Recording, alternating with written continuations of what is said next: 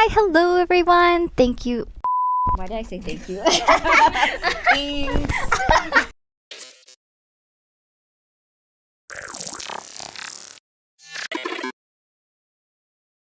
Hi, hello everyone. Hi there. Our audio in this video is a little poo-poo stinky because I said that we should hold our mics like how they do on TikTok. If it sounds a little weird, I apologize, but I hope you still enjoyed the video. Thank you. So today I want to introduce you to my favorite store in Arizona, Kei Collective. If you follow me on Instagram or TikTok, you might have seen me talk about Kei Collective. I love shopping here and just checking out the place. It's a really awesome experience. They are a local, inclusive, queer-owned small business, and I am here today with Stella. So Stella is one of the co-owners of Kei Collective, the designer of Good Fortune, and one of my friends. So I'm so happy to have you here with me today, Stella. Happy to be here. Thank you for coming down. Oh no, thank you for having me. All right, let's talk more about Kei Collective. So please tell me more about your store. Well, Kei Collective is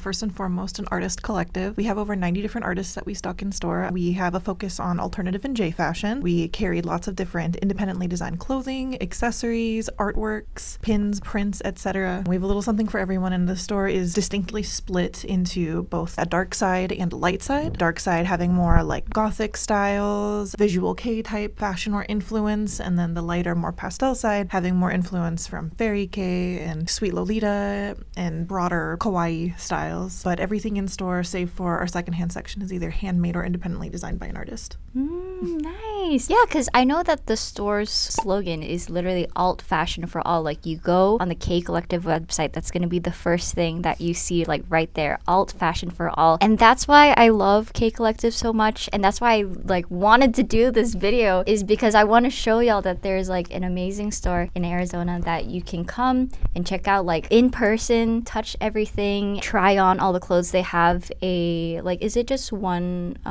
well, we'll see it later, but there is a clothing room. Wait, what's the room called where you try on Dressing room. Dressing room. That's what it is. A dressing room. There is a dressing room where you can try on all of the clothes, and we'll show you all of the clothes too in just a little second. How long has Kei Collective been around for?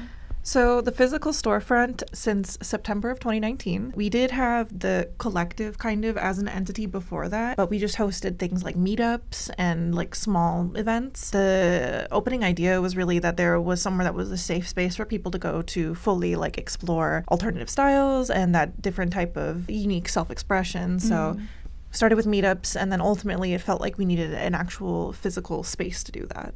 So that's kind of how the store came to be, and each of the founders has their own respective brand that they create for and that they vend with. So everyone contributes to the pool.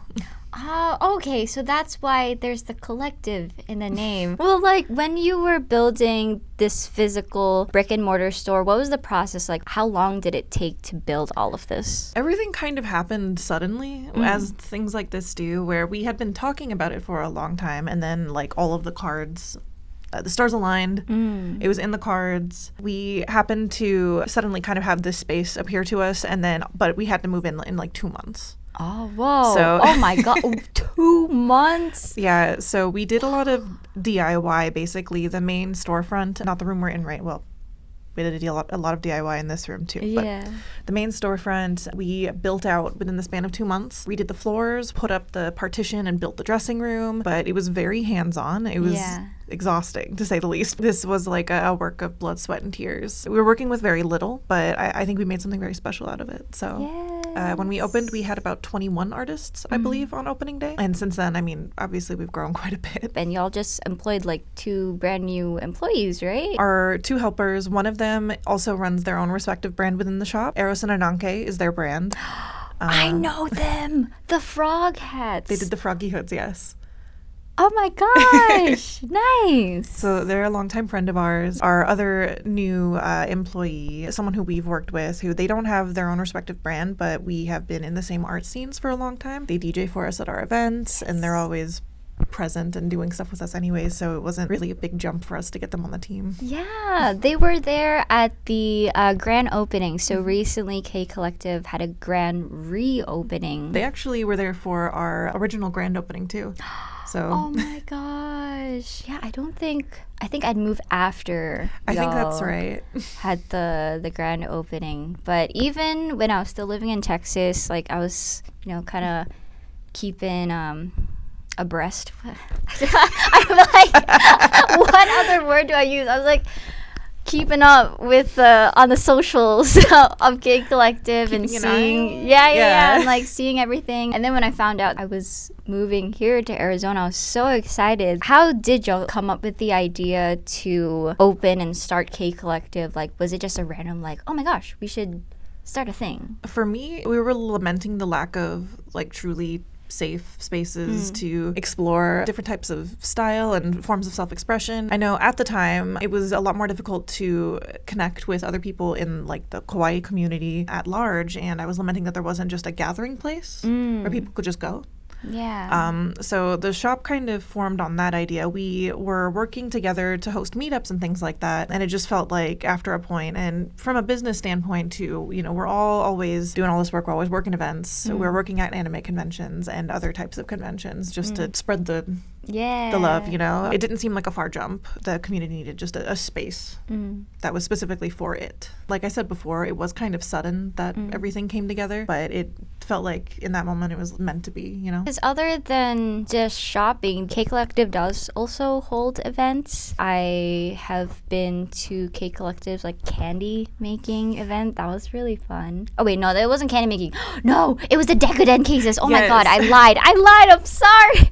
What other events have y'all held in here? We love holding crafting parties. As you mentioned before, we've done candy making events where basically people pay like a flat rate to come in, and then they can make as much as they want with as much access to our materials as they'd like. Secondhand markets and swap meets. We hosted you for a fashion show once. Yes. And we've done a lot of different types of things. We had an art gallery a few months back. That was very cool. One of our friends, Stardust Mansion on Instagram, she organized with a bunch of different artists to have this big gallery opening, and there were these really cool installation pieces, and it was very like bright and colorful, and the theme was like nostalgia and healing your inner child, and it was very sweet. She did a fantastic job putting that together. But that was really fun for us, just to be able to like host something like that, But yeah, we've done all kinds of different like hands-on and just fun stuff. Yeah, nice. If you ever want to keep up with that, Kei Collective does have like an Instagram and a TikTok too. Yes, right? we do. TikTok, Twitter? Technically yes, but it's just so no one else takes the handle. Well, what is it like owning your own brick and mortar store? I know there can be like pros and cons to it. There was like a little issue, right, where somebody we have had a couple of break-ins.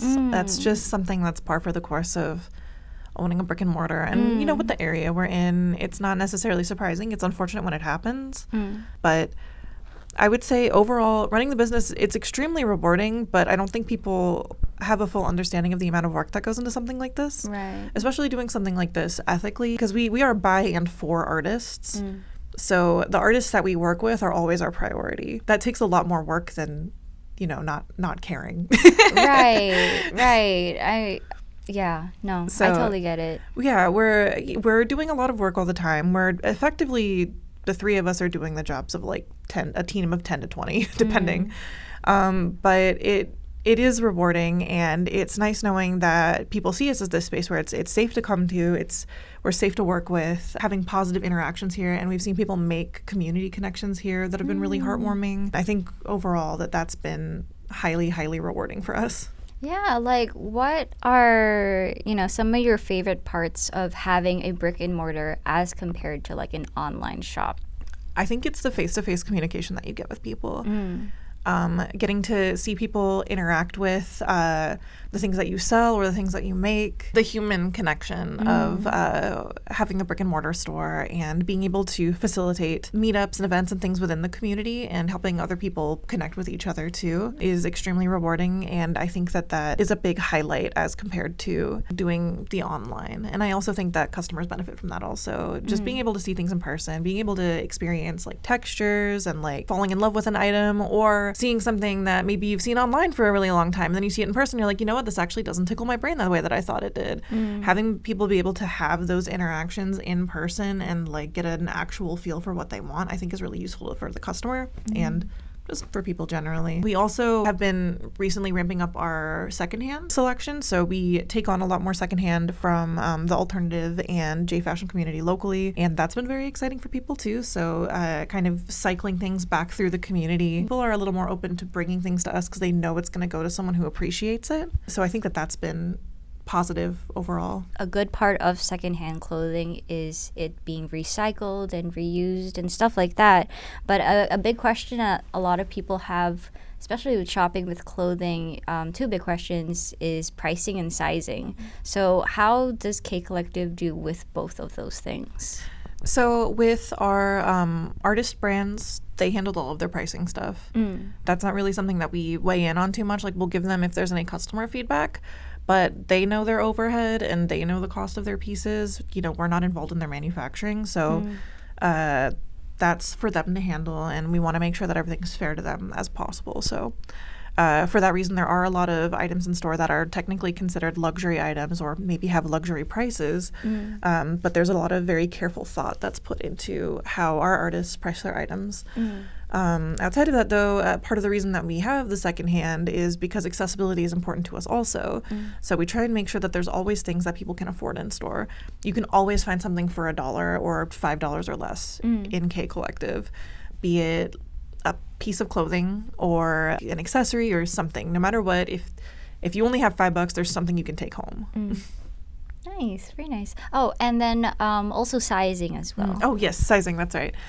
So we do require all of our artist brands to go to a minimum 3XL US sizing. The way that we measure that is based off of literal measurements. So if the item is not necessarily marked that way, we may still take it if it would fit that body. Most of our brands at this point have since expanded into carrying up to a 5 and 6XL, depending on the brand. Awesome. And, you know, their capabilities to do so. Yeah. But yeah, inclusivity is one of the driving forces of our store. It's very important to us as individuals to just our own experiences having trouble finding things too. I mean, more than half of the team is technically on the plus size spectrum. So their input is really highly valued from us too. You know, it's just nice for someone to be able to come in here and know that they're going to be able to find something for them.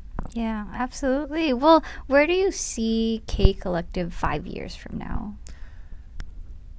It's like a real interview question. My hope for 5 years from now is that we've been able to expand. Maybe a second location is in the books. Who's to say? But I think that we really want to expand our e-commerce and our online presence and try and get a little more brand awareness going. We want to be, you know, selling enough volume that we can stock more artists and grow our community. We're close to our capacity right now at like somewhere between 90 to 100 different artists and brands. No way. So, oh my gosh. Yeah, because you were just telling me that y'all started with like, what, 20 something? Started with 20 artists, oh my yeah. Gosh. And now we're sitting somewhere between 90 and 100, I believe. Whoa. Wow.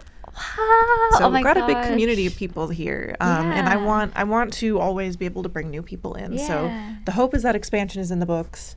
But our goals, at least for this year, are we're going to be doing more out-of-state events to try and, you know, bring more awareness to us and to try and bring what we have to other people who can't necessarily come to the Phoenix store. We're trying to double down on our online stuff. So we want people to be aware of us, not only as a brand, but, you know, as a community.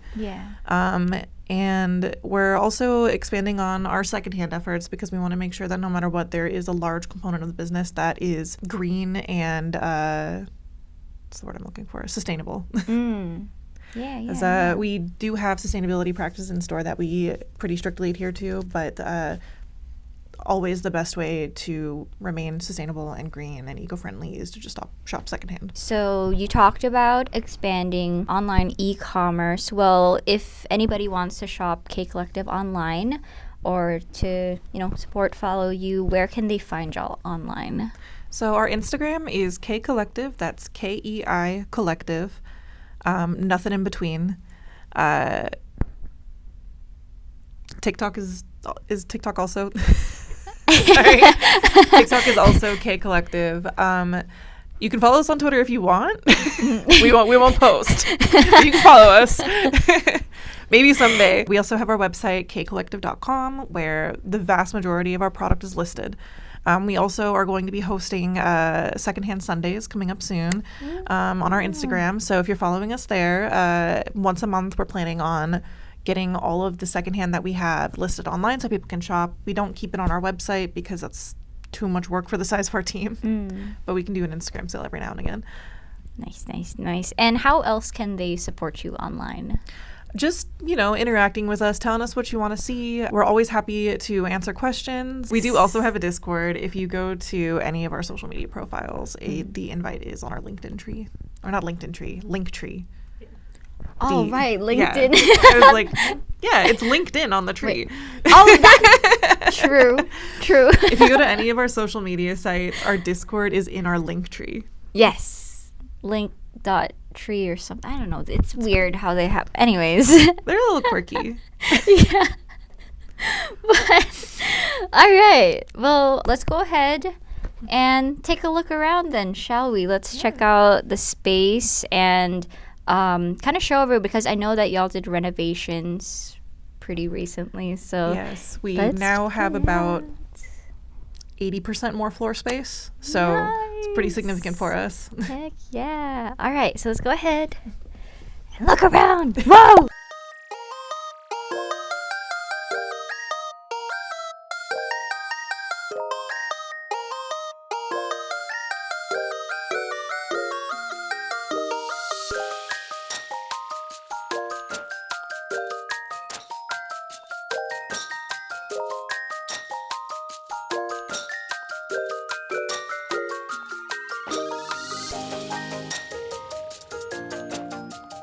So this is...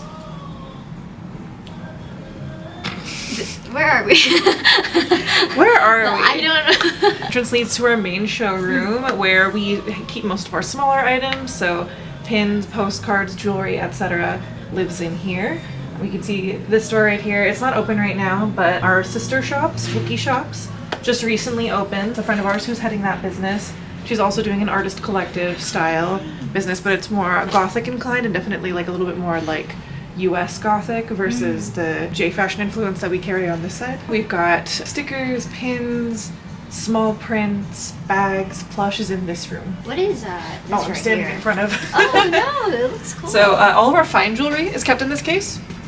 So we have all the stuff that's made with like real gold and real gems, etc. is kept in here, or the things that are handmade and are considered an elevated price point for that reason. Not everything. There are some things that are like within the $25 range in here too. It's like we've got candy. Our candy and other various colorful kitsch products up top. Our other accessories are over here. So we have like our earrings section, hair clips, lanyards, and then hair accessories towards the end. Oh, I love the like rainbow arrangement of this. Oh yeah, we got really lucky and found those dump bins recently. I wish we could have 1,000,000 of them. Hats up top, some bags hanging. Oh my gosh, so many stickers. Entering kind of this area, save for our little highlight here, everything from here to the edge of the wall is like our stationery area. Oh. So we have stickers, there's notebooks, washi tape, notepads, but we try and carry a lot of like lifestyler items for people who are in the aesthetic and in the fashion and want everything, to match them. Sticker sheets. Sticker sheets, good for journaling. Sticker books for people like me who impulsively buy them and need to organize them. Yeah. I spy a pink beach. Yes, we love Julissa. It's just kind of a little bit of a miscellaneous area. So these are all different like gibbets and croc charms. And actually, these are keychains to hold. Jibbies. I didn't know that that's a thing. The look though, it's a bit like. Yeah.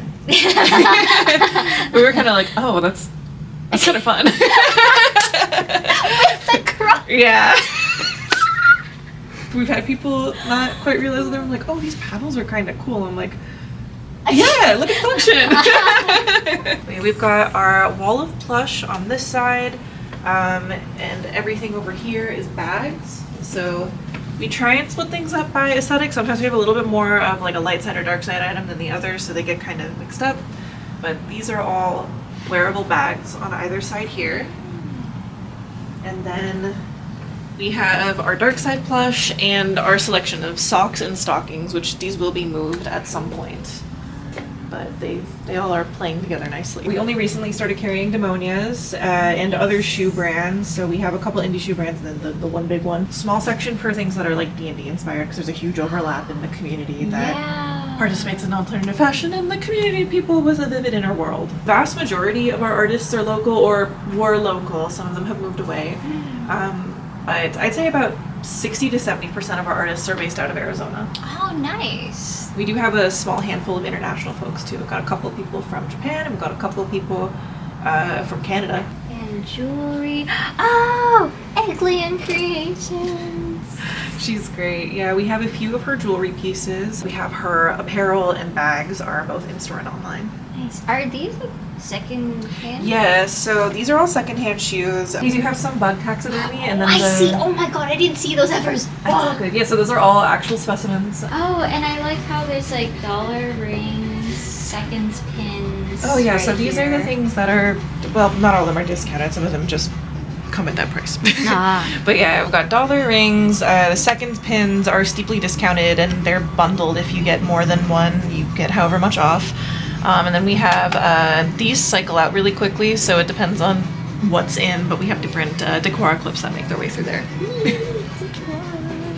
Oh, y'all have a bunch of face masks. Yes, tons of face masks. This is our beloved register.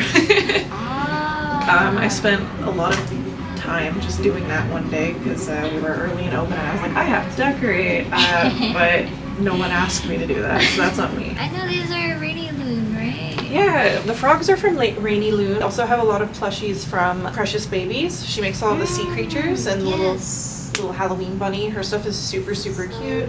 Smell the frog's butt. Oh yeah, the frogs are scented. The fruit ones. These ones? Yes, so those are scented. They have a little scent pouch in their butt cheeks. Yours. Oh my. Wait, what? Wait, okay, hold on. Can I sniff all their butts? Go for it. Okay. That's what they're here for. Okay. And he really does have a butt. Oh, ooh. Oh, yes. Oh my god. Okay, let's see this one, the strawberry one. I just, like, it dawned on me what I'm doing right now. Okay. And then this is what, blueberry? Oh, he's just normal. He's regular. It's like a regular smell? He smells like a plush. Okay. He's the default. He has the same body shape, but he's not one of the fruity ones. Oh, gotcha. I will show you. So if you ever needed to wash them, the scent pouch does come out. But they're all shaped after their respective fruits. Even the pouch is a shiny watermelon. What the heck? Oh, yes. Oh. Berets are very, very popular with us. We have a lot of different beret designs in store, and I didn't realize those were all the same. We've got berets, we've got beanies, we have a lot of hand crocheted hats. We've got little crochet tapestries from Not Knitted that are super cute. These pin banners from Squibble Foo. You know, hold your pins. Very nice. And I love the perler bead. Oh Kei yeah, that Collective was sign. gifted to us by a customer. It was very sweet. Oh wait, it was a gift. That is adorable. One of our younger customers came in Aww. and sheepishly offered it to us. Oh, that's so kind of them. We're like, on the wall it goes. So we recently finished our larger expansion into our apparel room. So this has given us a lot of freedom to take on a lot more clothing items and expand into things like we now carry shoes and other larger items. But yeah. Oh the clothes. Wow. Oh, and there's like a print on here too. Yes, yeah. All of our larger prints and artworks are stored in here on this wall for customers to select from. So over here, this is our secondhand selection. These are all items that are brought to us from the local community. Some of them are designer items, some of them are just like fun, cute items that we sell at a reasonable price. But there's a big selection, and it's totally different what's in here on any given day. So t-shirts and outerwear are kind of mixed up over here. We have it roughly grouped by color or style. And then, longer items such as dresses, pinafores, rompers, etc. Are in this area, or some of our all over print items are in the main sales floor as well. Dresses. Oh my gosh, it's you! It's me! It's literally, oh my gosh. Gotta rep the brand. It's so cool to see like how much y'all have grown, because it just started from that area over here. And then seeing all this now, because the clothes were just like in like one congregation, but now it's like, wow, there's so much more space. And you were also telling me how this space can also be utilized for events too, right? Yeah, so the nice thing about this room is that pretty much everything in it is on wheels, so it can just be shoved wherever it needs to go and gotten out of the way for us to host things like candy making events or our decorated events. Thank you so much for taking the time to show me around your incredible store today. You and all your friends, like everyone here are so inspiring. All the artists in here are so inspiring. So thank you so much again for like creating a space for people to like explore their styles, like themselves, and really like, get to dress up and be themselves. So yes, thank you. Thank you so much for visiting us today and for supporting us over all these years. Like, you've always been a cheerleader of ours, and we appreciate that, and we're grateful for you. Well, do you have any last words for the viewers? Well, come visit us if you're ever in Arizona. We'd love to meet you. We'd love to welcome you in.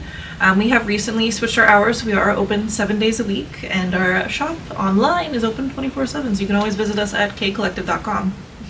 Yes, I will have all of the links down in the description below.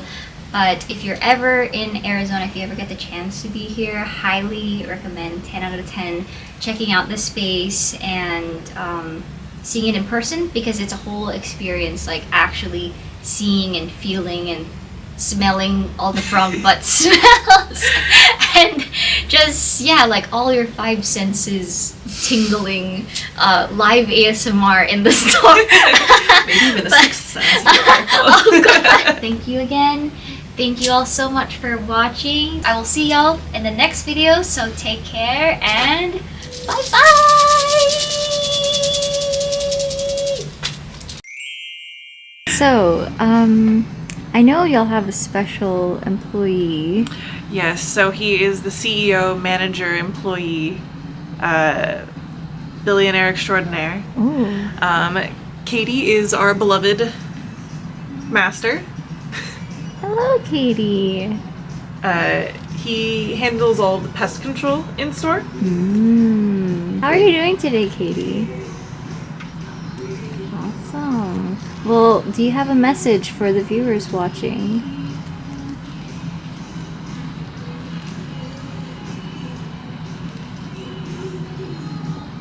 What does that mean? We'll add it in post. Oh, okay. Well, thank you, Katie. It was nice to meet you. Bye-bye. Our beloved mascot.